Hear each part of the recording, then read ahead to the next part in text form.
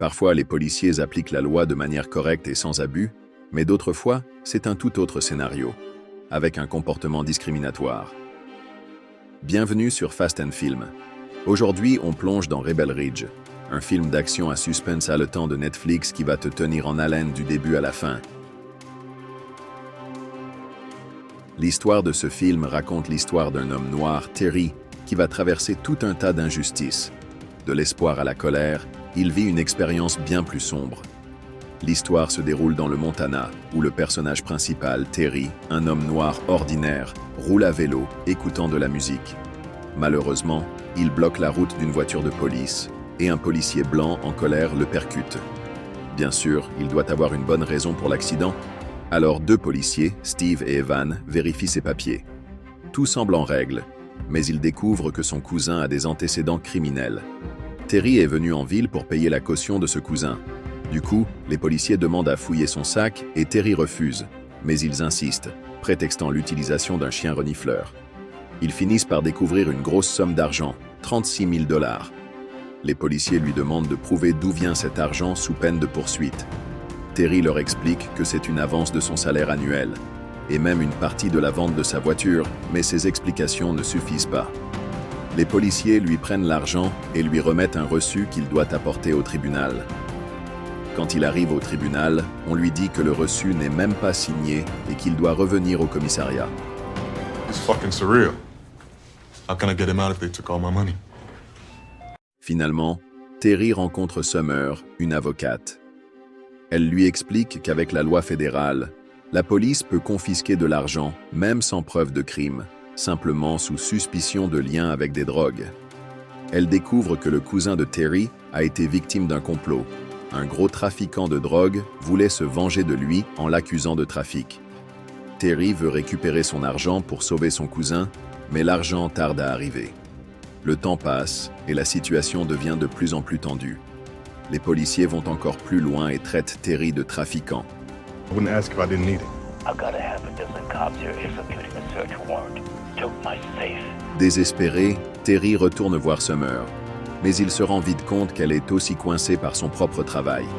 Il se résout à retourner au commissariat, mais cette fois, il est prêt à se battre. Il se rend compte qu'il n'est plus un simple citoyen, mais un homme déterminé à récupérer ce qui lui revient. Terry est un expert en armes, mais au final, il a choisi de ne pas tuer. Il a juste désarmé son adversaire en l'épargnant et a emmené le chef à la police tout en prenant 10 000 $ dans le coffre. Pourquoi ne pas avoir pris tout l'argent? C'est simple, il avait promis au chef que les 26 000 $ restants seraient confisqués. Terry, un homme noir, avait toujours obéi aux autorités, mais les policiers blancs étaient les premiers à mentir.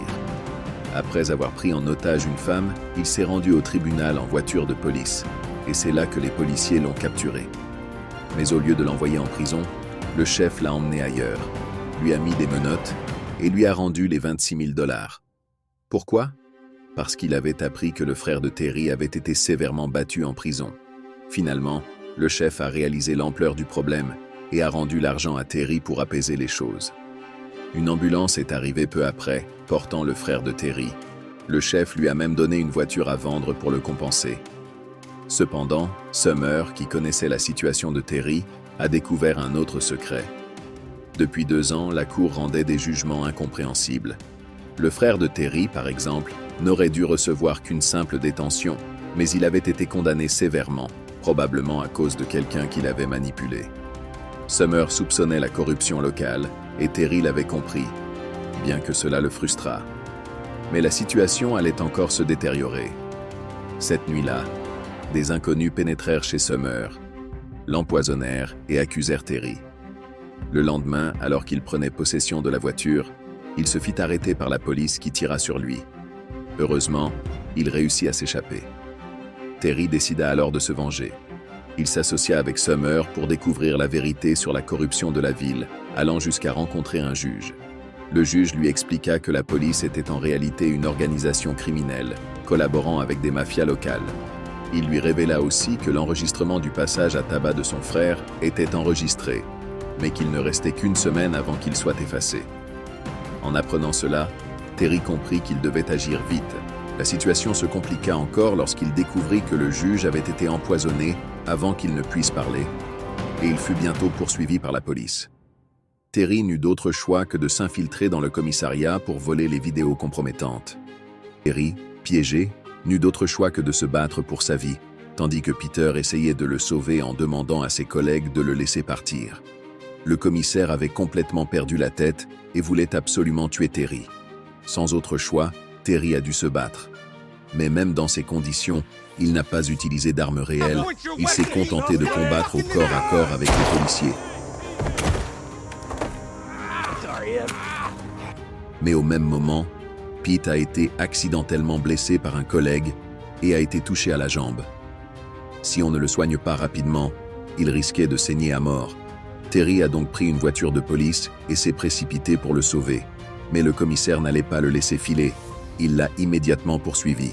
Durant la course-poursuite, un pneu de la voiture de Terry a éclaté, rendant la situation encore plus compliquée. Est-ce que Terry allait perdre et laisser les méchants gagner? Non. C'est là qu'une héroïne, une policière, a surgi. Elle a fait un virage brusque et a renversé la voiture du commissaire. En plus, les autres voitures de police ne l'ont pas attaqué. Elles ont escorté Terry jusqu'au tribunal. C'était clair, dans ce commissariat, il n'y avait pas que Pete qui était un homme de principe.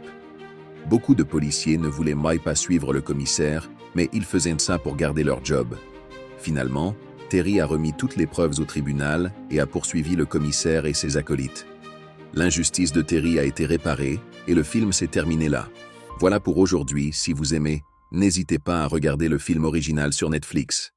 N'oubliez pas de liker, commenter et suivre. À bientôt.